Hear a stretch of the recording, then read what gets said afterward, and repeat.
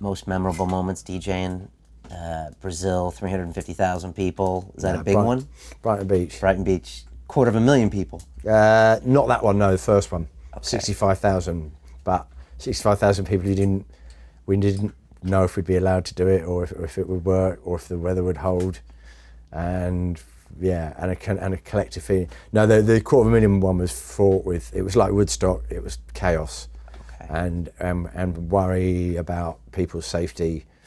The police told me that I couldn't do it with an hour to go. I said, okay, fine, that was always the deal.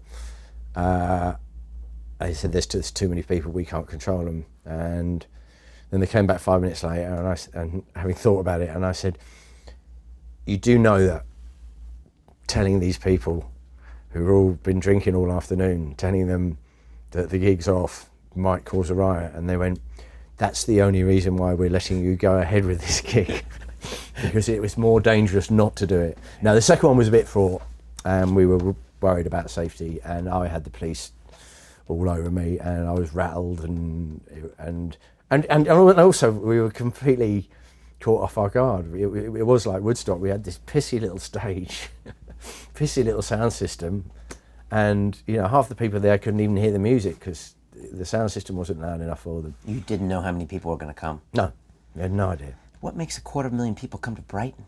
You? Because the year before had been so good, and word of mouth had got round that it was a good party, and mainly because it was free. Okay. And why?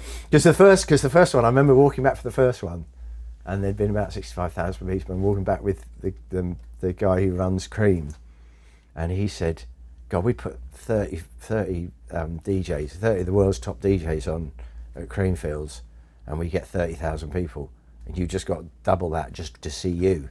I said, what were we doing wrong? I went, you're charging money. You're charging for tickets. So it was always free?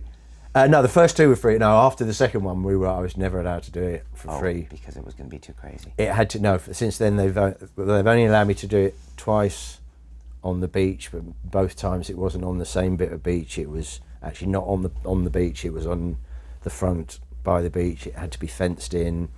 Numbers had to be limited to 25,000. We had to pay for all the police and ambulances, so it cost a lot of money.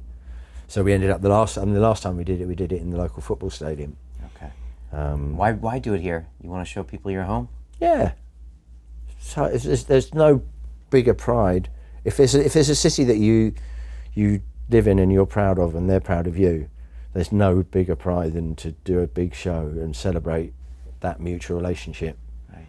There is no feeling, that gets you there more than to play to, your family and friends, and to see how many of them there are. Continue watching this fascinating conversation for free by clicking on the link below to visit our website, learn from the best minds in the world, and connect with a community of passionate people building the best versions of themselves. Just click on the link below, and I'll see you on the inside.